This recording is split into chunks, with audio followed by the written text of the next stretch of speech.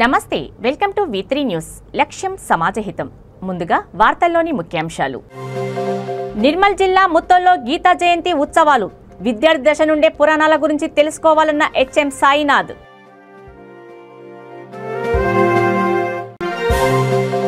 ఇడుపాయల IIITలో విషాదం. గుండెపోటుతో విద్యార్థి మృతి.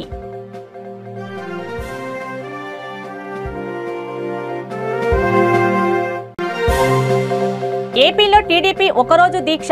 బీసీలకు ఏం చేశారని ప్రశ్నించిన బీసీ అధ్యక్షుడు.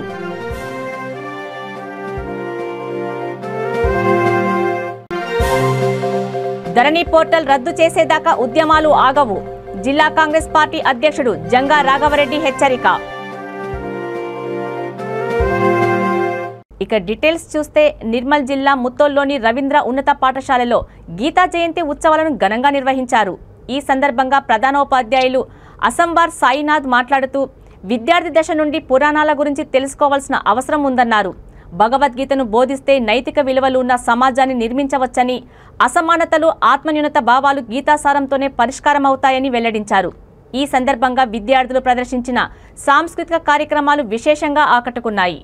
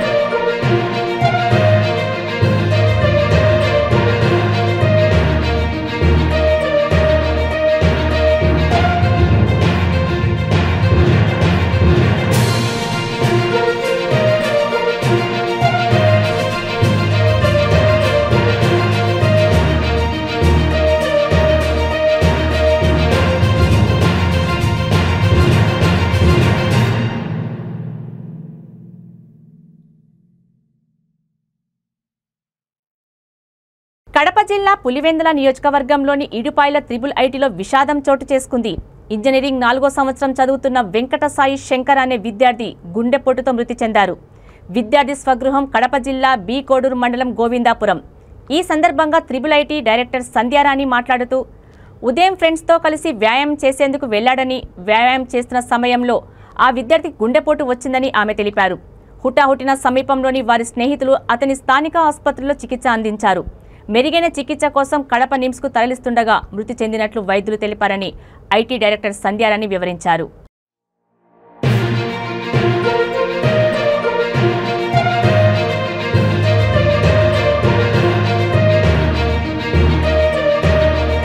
ఉదయం ఒక దురదృష్టకరమైన సంఘటన జరిగింది. IIIT ఆర్కే వ్యాలీలో E4 చదువుతున్నటువంటి రామాయణం వెంకట సాయి శంకర్ అనే అబ్బాయి ఉదయం ఎక్సర్సైజ్ చేసుకున్న తర్వాత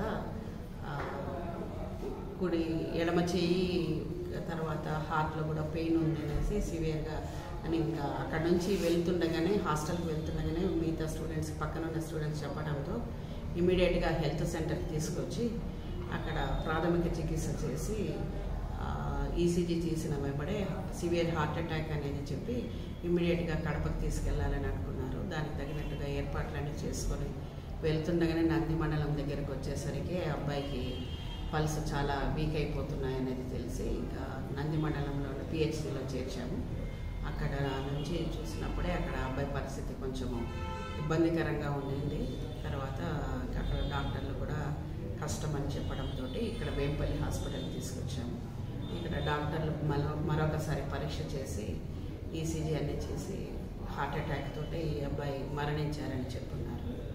నిన్న సెలవులకని ఆదివారం పూట సెలవులకని ఇక్కడే వాళ్ళ కడప దగ్గరే వాళ్ళ విలేజ్ ఉండడంతో వెళ్ళేసేసి నిన్న సాయంత్రమే రిటర్న్ అయ్యాడు. వాళ్ళ ఇంటి నుంచి 6:30కి క్యాంపస్కి వచ్చారు.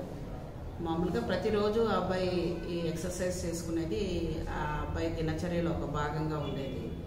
మరి ఈరోజు ఎందువల్లనో ఏమో మరి అర్థం కావడం లేదు. తల్లిదండ్రులతో మాట్లాడితే ముందు నుంచి అబ్బాయికి ఏమైనా హెల్త్ ఇష్యూస్ ఉన్నాయా, ఏదైనా తదుపరి విషయాలు మనకు తెలుస్తాయి. తల్లిదండ్రులు కూడా ఇన్ఫర్మేషన్ ఇచ్చాము.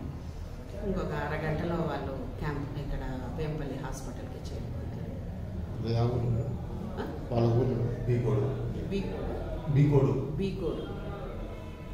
జగన్మోహన్ రెడ్డి ప్రభుత్వం ఏర్పాటై దాదాపు 4 ఏళ్లు కావస్తున్నా బీసీలకు ఏమీ చేయలేకపోవడాన్ని నిరసిస్తూ తెలుగుదేశం పార్టీ కార్పొరేషన్ ఫుల్ విధులు నిధులు నీల్ పేరిట ఒకరోజు నిరసన దీక్షను చేపట్టింది.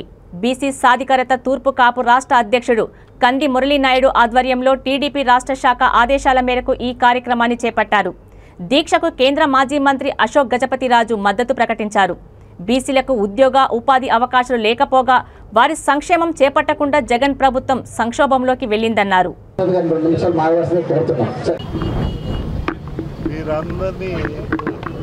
కార్పొరేషన్స్ అందరూ నింపడం, నిధులన్నీ రాజకీయం. మన సర్పంచ్ నిధులు ఎలా చేశారో విధులు మీవి నిధులు మావి అని, అదే మన రాష్ట్ర కర్మ. అదే కర్మ ఇక్కడ కూడా వచ్చింది. ఎవరిని విడిచిపెట్టలేకపోతే అందరినీ వేధిస్తూ ఉన్నారు, నడుస్తూ ఉంది. అయితే ప్రజాస్వామ్యంలో మనకి సమస్యని ప్రజల దగ్గర తీసుకెళ్లే బాధ్యత ప్రతిపక్షంకి ఉంటుంది. ఆ బాధ్యత నిర్వహిస్తూ మన వాళ్ళందరూ కూర్చున్నారు. వారికి వ్యక్తిగతంగా ఇబ్బంది ఉన్నా కూర్చున్నారు. కూర్చుని ఈ సమస్య అందరి దృష్టికి తీసుకెళ్లాలని వారు ఆ ప్రయత్నం చేస్తున్నారు. ఇది ఒక మంచిది, ప్రజాస్వామిక పద్ధతుల్లోనే చేస్తున్నారు. ఎవరి ఇబ్బందులు పెంచటం లేదని విషయము మీకు మనం చేస్తూ ఉన్నాం. ఎవరికి అడ్డు లేకుండా కూర్చున్నారు. అందరికీ విషయం తెలియపరుస్తున్నారు. ఇది జరుగుతున్న వ్యవహారం. సో మీరందరూ కూడా ప్రత్యేకంగానే మన ప్రాంతాలు ఉత్తర కోస్తా జిల్లాల్లో బీసీ పాపులేషన్ కొంచెం ఎక్కువ. ఈ 3 జిల్లాల్లో మిగతా జిల్లాలతో పోల్చుకుంటే అందుకోసం ఈ ప్రాంతానికి హెచ్చుగా ఎఫెక్ట్ పడుతుందనే విషయం నేను మీ ద్వారా అందరికీ తెలియపరుస్తాను. ధరణి పోర్టల్ రద్దు చేసేదాకా ఉద్యమాలు ఆగవని జిల్లా కాంగ్రెస్ పార్టీ అధ్యక్షుడు జంగా రాఘవరెడ్డి హెచ్చరించారు. ధరణి భూ సమస్యలు, భూమిపై హక్కు, వ్యవసాయం, రైతాంగ సమస్యలను వెంటనే పరిష్కరించాలన్నారు.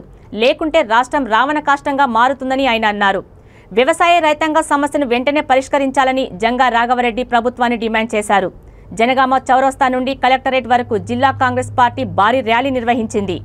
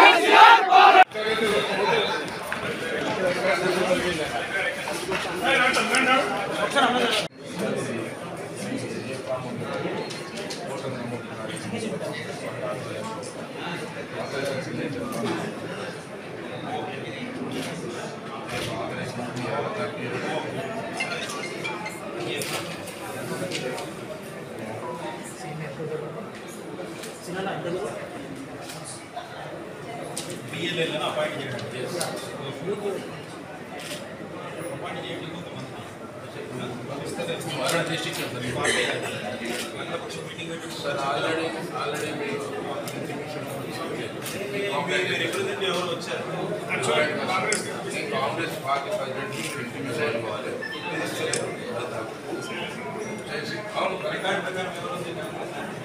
అధ్యక్షుడు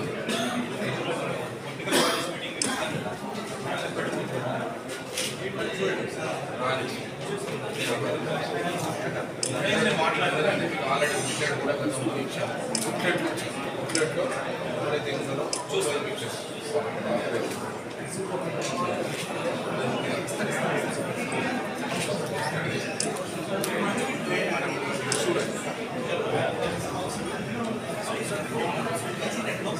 నిర్మల్ జిల్లా మున్సిపాలిటీ పరిధిలో దాదాపు 50 ఏళ్ల క్రితం నిర్మించిన వాటర్ ట్యాంకు కావడంతో ఆధునిక పద్ధతి ద్వారా మున్సిపల్ అధికారులు కూల్చివేశారు.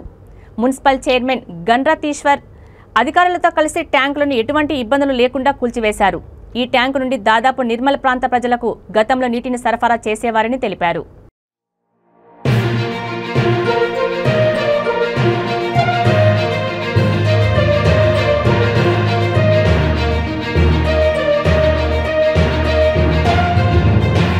ప్రపంచ దేశాలలో భారతీయ మహిళకు ప్రత్యేక స్థానం ఉందని మంత్రి తలసాని శ్రీనివాస్ యాదవ్ అన్నారు. కొత్తపల్లి మధుసూదన్ రావు దంపతులు రచించిన అమృతవర్షిణి పుస్తకాన్ని అమీర్పేటలో జరిగిన ఒక కార్యక్రమంలో ఆయన ఆవిష్కరించారు. ఈ సందర్భంగా ఆయన మాట్లాడుతూ మహిళ లేనిదే సమాజం లేదని అన్నారు. మన సంస్కృతి ఆచారాలకు నిలువెత్తు నిదర్శనం తెలుగుంటి మహిళ అని కొనియాడారు. మహిళల సేవలు త్యాగాలు ఎంత చెప్పినా తక్కువేనని అన్నారు.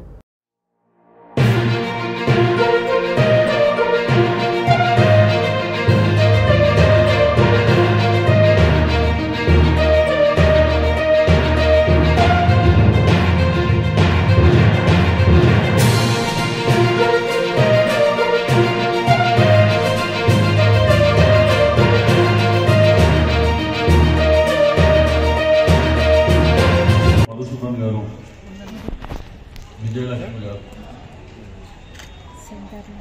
ఒక అద్భుతమైనటువంటి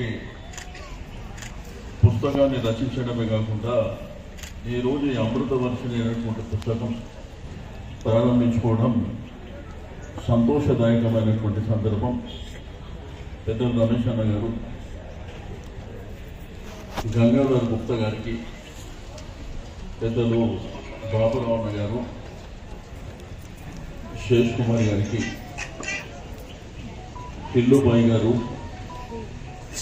అదేవిధంగా శైలజ గారు, ఎందరో మహానుభావులు, మీ అందరికీ నమస్కారాలు. మీ అందరిని చూస్తే చాలా సంతోషంగా ఉంది.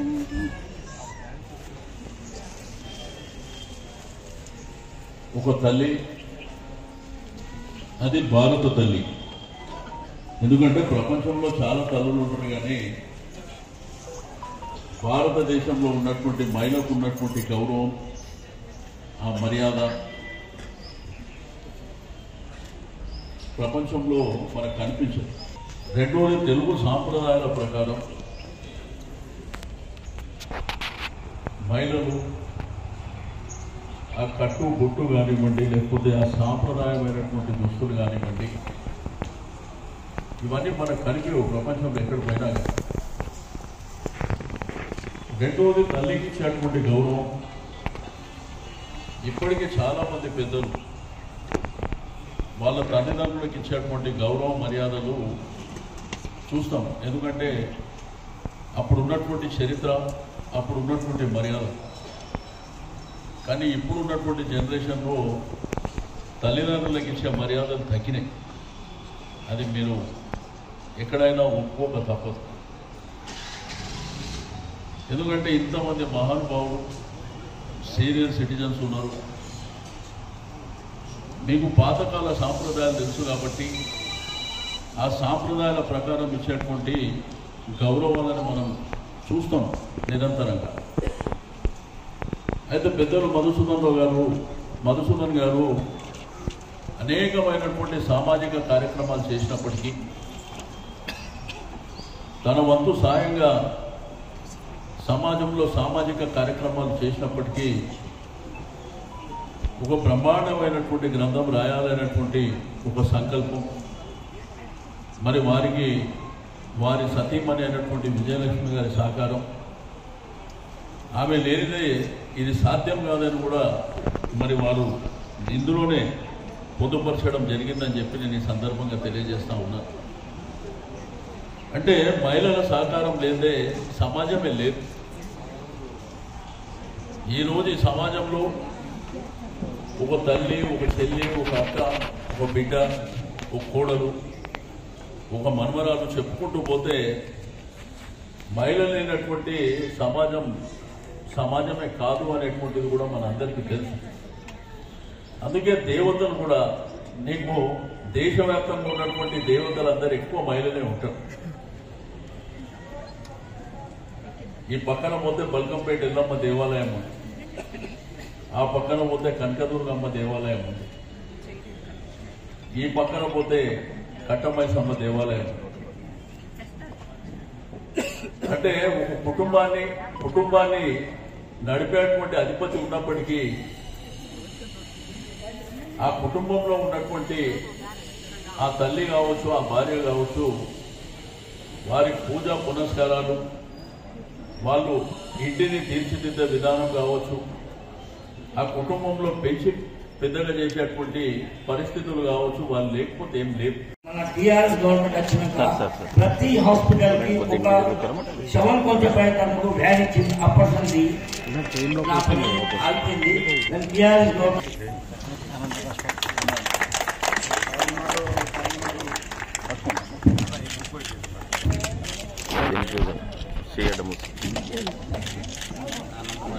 తన స్వగ్రామం పర్వతగిరి పర్వతాల శివాలయంలో జరిగిన ధ్వజారోహణ కార్యక్రమంలో పంచాయతీరాజ్ శాఖ మంత్రి ఎర్రబెల్లి దయాకర్రావు పాల్గొన్నారు. శివాలయాన్ని దర్శించి పనుల పురోగతిని పర్యవేక్షించారు.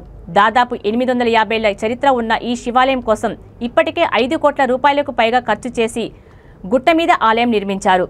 దేవాదాయ శాఖ నుండి 70 లక్షల రూపాయలు మంజూరు కావడంతో ఆ నిధులతో భక్తులకు వసతి సౌకర్యాలు ఏర్పాటు చేస్తున్నారు. 2023 జనవరి 26వ తేదీన శివాలయం ప్రారంభోత్సవం జరగనుంది. గుట్ట మీద విద్యుత్తు, మంచినీటి వసతి, రవాణా, భక్తుల సదుపాయాల ఏర్పాట్లు పూర్తి చేస్తున్నట్లు ఆలయ ధర్మకర్త కల్లెడ రామ్మోహన్ రావు మంత్రికి వివరించారు.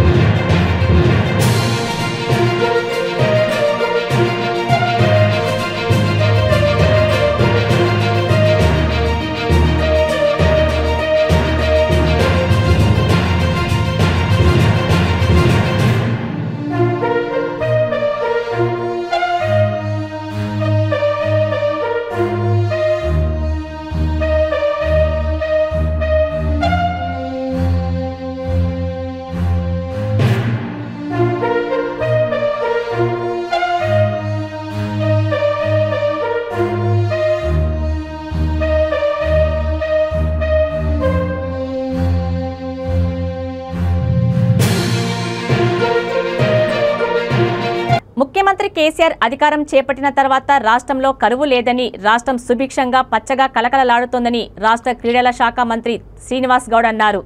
హైదరాబాద్ ఎల్బీ స్టేడియంలో తెలంగాణ ఎన్జీఓ హైదరాబాద్ జిల్లా సంఘం అధ్యక్షుడు ముజీబ్ ఆధ్వర్యంలో జరిగిన 8వ క్రీడా ఉత్సవాల్లో మంత్రులు మహమూద్ అలీ, శ్రీనివాస్ గౌడ్, టీఎన్జీఓ కేంద్ర అధ్యక్షుడు మామిల రాజేందర్ పాల్గొని క్రీడా పోటీలను ప్రారంభించారు.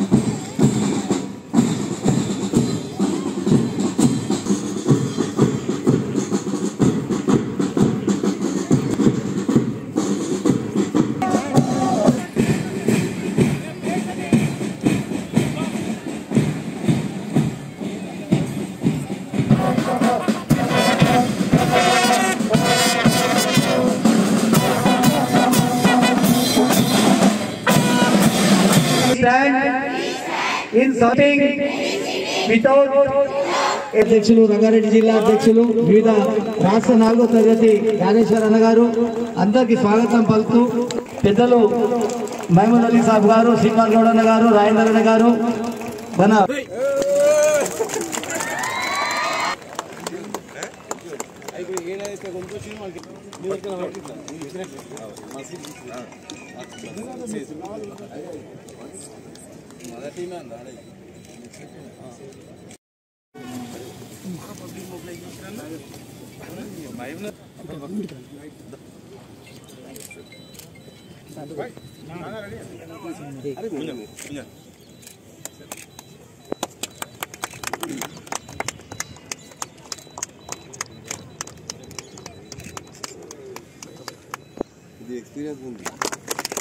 जनगणमनाधिना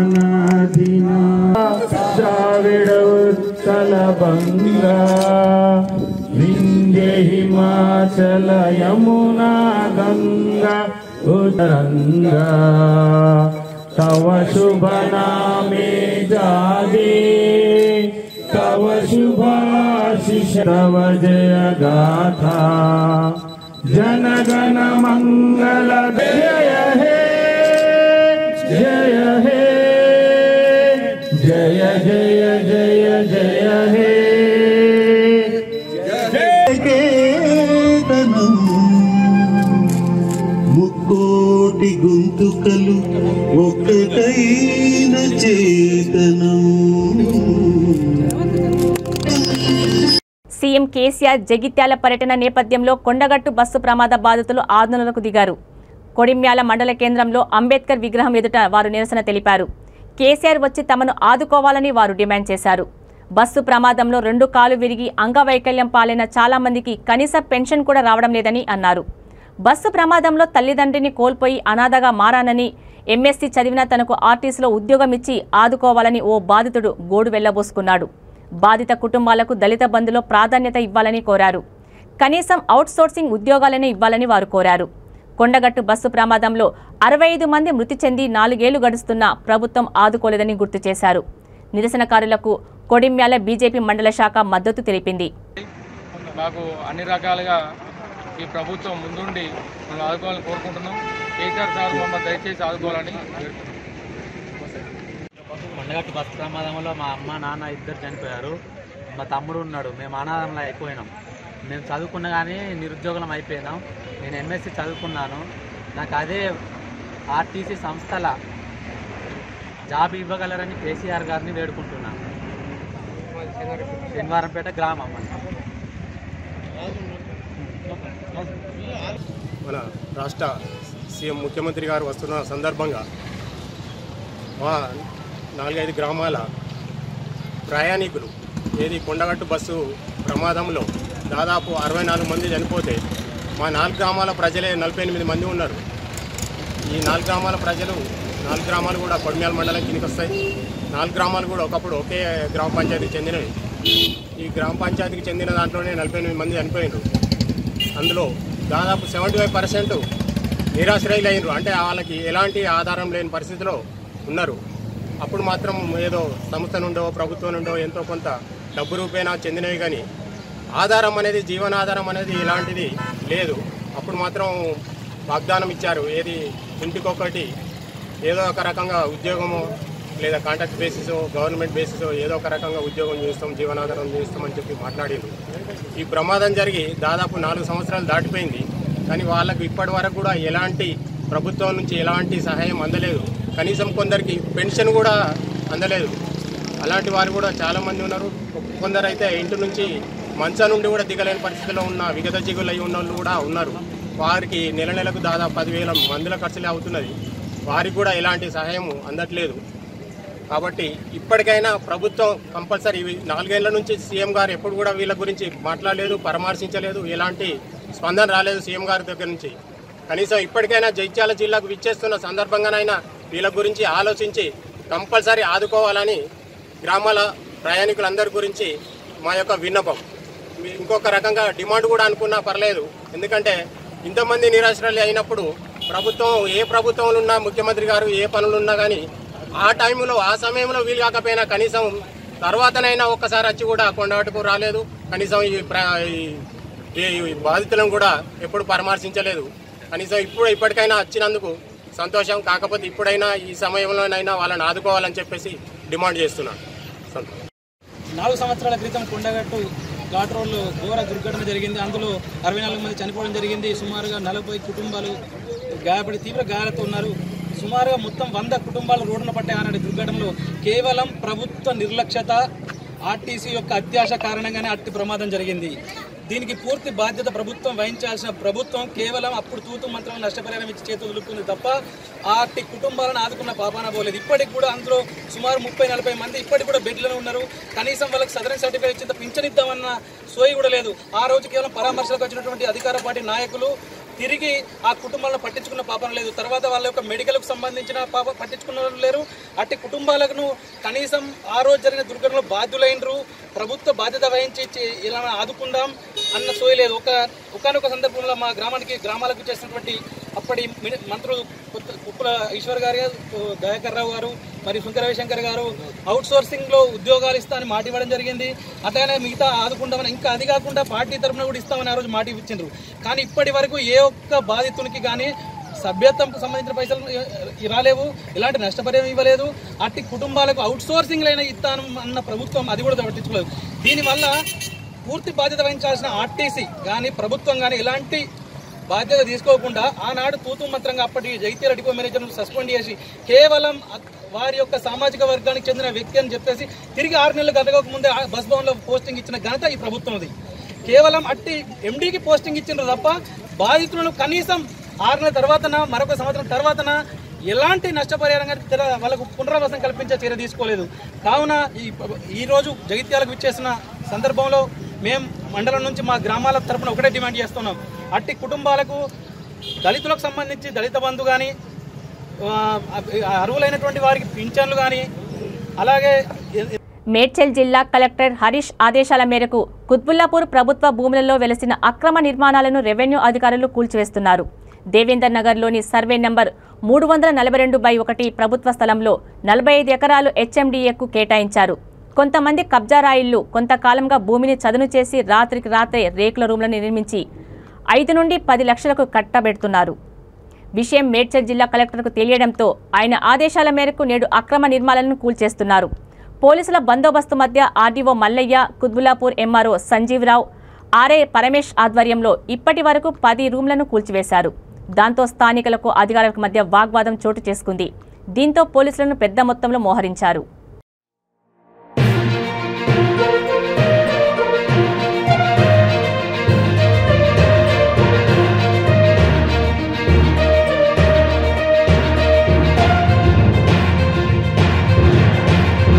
వార్తలు ముగించే ముందు ముఖ్యాంశాలు మరోసారి. నిర్మల్ జిల్లా ముత్తోల్లో గీతా జయంతి ఉత్సవాలు. విద్యార్థి దశ నుండే పురాణాల గురించి తెలుసుకోవాలన్న హెచ్ఎం సాయినాథ్.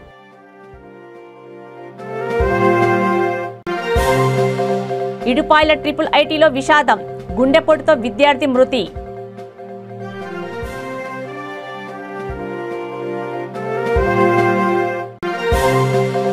ఏపీలో టీడీపీ ఒకరోజు దీక్ష. బీసీలకు ఏం చేశారని ప్రశ్నించిన బీసీ అధ్యక్షుడు.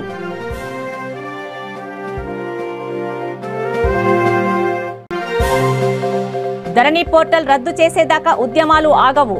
జిల్లా కాంగ్రెస్ పార్టీ అధ్యక్షుడు జంగా రాఘవరెడ్డి హెచ్చరిక. చూస్తూనే ఉండండి V3 న్యూస్. లక్ష్యం సమాజహితం. నమస్తే.